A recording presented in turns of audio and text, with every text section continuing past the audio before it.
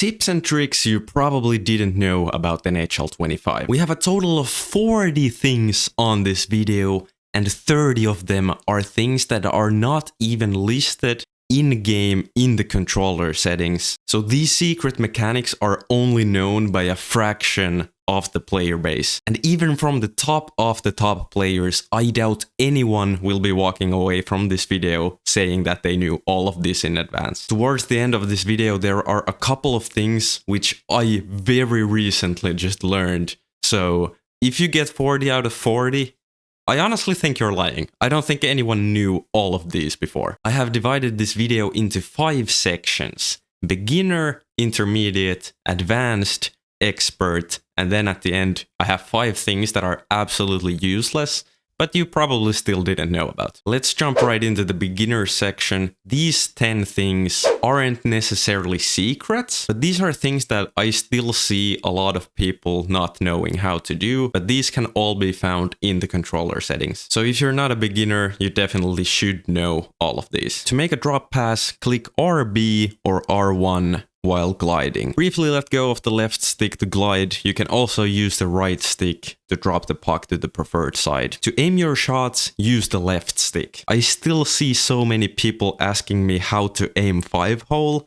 and it is just the same thing. Use the left stick to aim. Usually when you're about to shoot, you're skating up, meaning you're holding your left stick up, but right before you shoot, you need to move your left stick to where you want to aim. The puck protect command was changed in NHL 24, and now to protect the puck like this, point your right stick left or right and push in on the left stick. If you're holding down the pass button looking for a passing lane and you decide you don't want to pass anymore, you can click LB/L1 to cancel the pass. You can switch to goalie by clicking in LB and A at the same time on Xbox, or L1 and X on PlayStation. You can chop the puck like this if you click in the right stick and point it in the direction you want the puck to go to. You can tie up your opponents to the boards by holding Y or triangle. With a nearby player, you can grab the puck from the pinned player by clicking RB/R1. If you're ever bumped off the puck, you can double tap pass or shoot, and your player will make a desperation dive after the loose puck. Hold down the left trigger to avoid unwanted hitting animations when going for a shot. With a non-puck carrier, holding down the left trigger will make your player face the puck. Did you know all 10 of these? If so, you can definitely be at least considered an intermediate, which is our next category.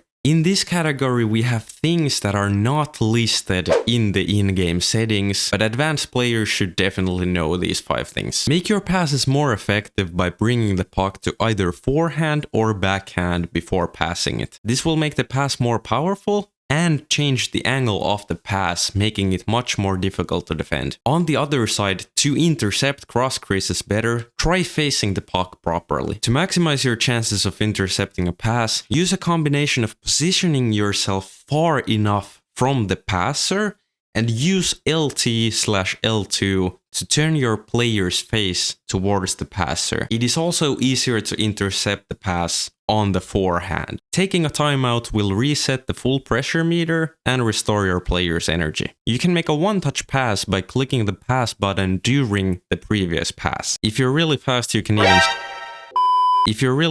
can even string multiple of them back to back. Some moves in the game will have a different animation when performed starting from a standstill. These different one-touch dekes, toe drags, and windmill dekes can catch your opponent off guard. The same thing also applies for some of the goal celebrations. The same button will have a different celebration depending on if you're skating or if you're standing still. 25 more tips and tricks to go. The next category, advanced. This is where the real test begins. No casual will know all of these things. If your goalie is stuck in an animation from which he's unable to pass the puck from, pulling the goalie will make him stand up and now you can pass. To pull the goalie, click LB and the view button on Xbox or L1 and the touchpad on PlayStation. Please remember to click those buttons twice in order to return the goalie immediately. Also, don't do this when the puck is close to the goal line, because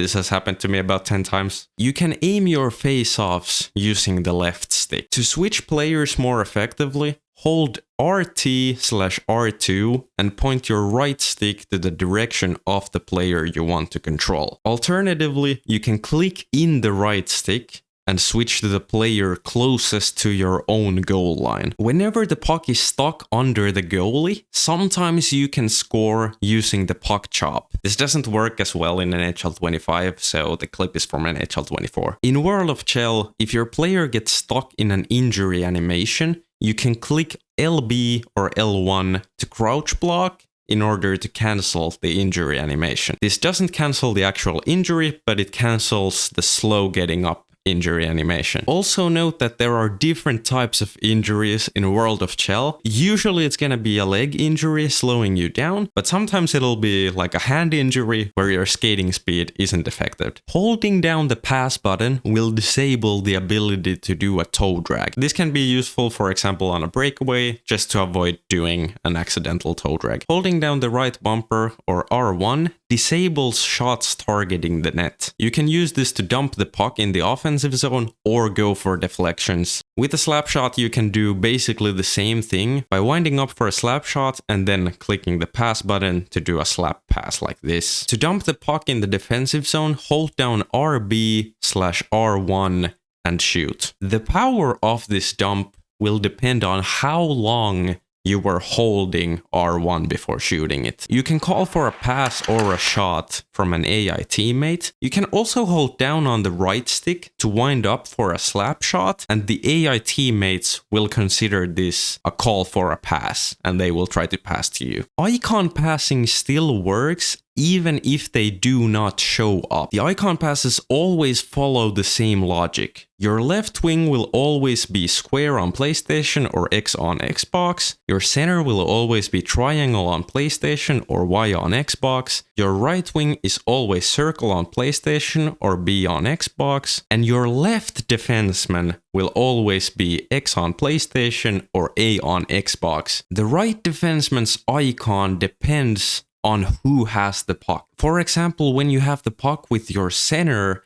triangle or Y will be the icon for the right defenseman. The same works with every other position as well, so if your left defenseman has the puck, the icon pass will be X on PlayStation or A on Xbox to hit the right defenseman. Remember, if you've taken a penalty and the player comes out of the box, the game will always consider that player to be the right wing in that situation, and the icon pass button will be circle or B. If you hold the pass for a second or longer and then use an icon pass, it will trigger a saucer pass instead. This only works on long stretch passes though. While your icon pass is on the way to its receiver, you can click another icon pass to make the receiver pass again immediately. There are always gaps under the dive block which you can pass under, just so you know. Also, if this video has helped you out, by the way, you can return the favor by liking the video, and subbing to the channel is also very much appreciated. Apparently saying that in the video helps out somehow, but anyways, we are through to the expert section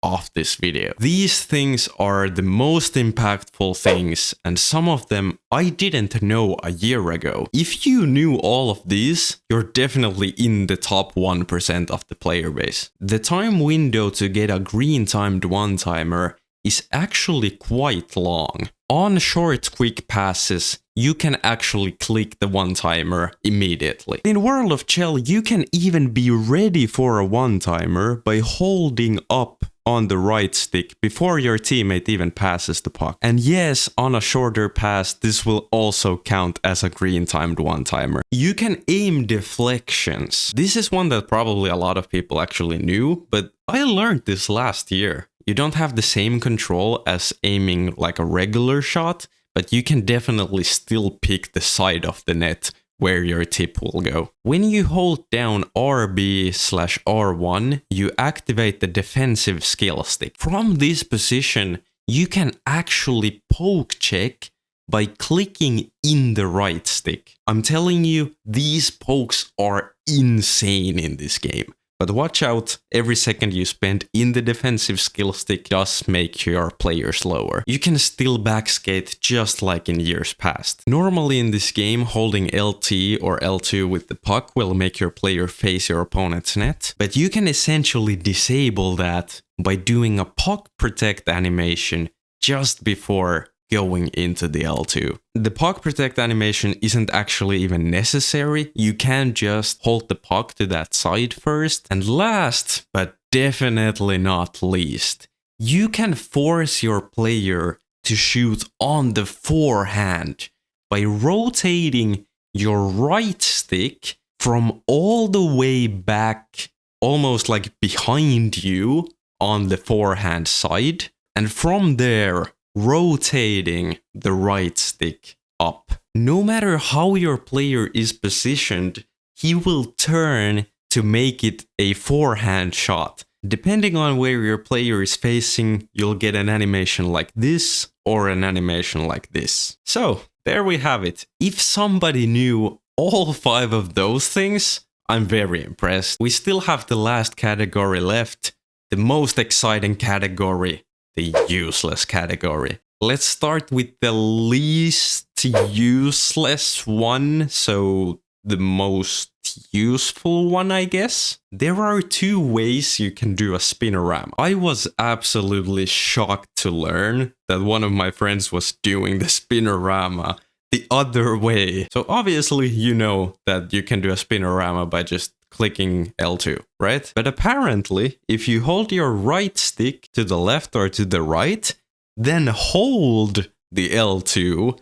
and then rotate the right stick down, that will also be a spinorama. And this isn't completely useless in my opinion. It is still much quicker to just click LT, but there is a case to be made that this is an easier way to control which way your spinorama will go. I've used this a few times on purpose. Secondly, you can wiggle like this by first backskating and then holding the puck to your forehand, meanwhile clicking in the left stick. Release LT or L2 once you want to start doing this. You can drop the puck in the middle of a stride dig by going down on the right stick. Wait, I just realized I forgot one thing from this entire list right now as I'm recording this. So honorable mention, you can do a self-sauce off the boards or behind your back. I guess this wasn't really a secret thing though, so this isn't part of the list, but just honorable mention, you can still self-sauce in 2025. The second to last useless thing on this list, if you're holding down LB/L1 for a long time,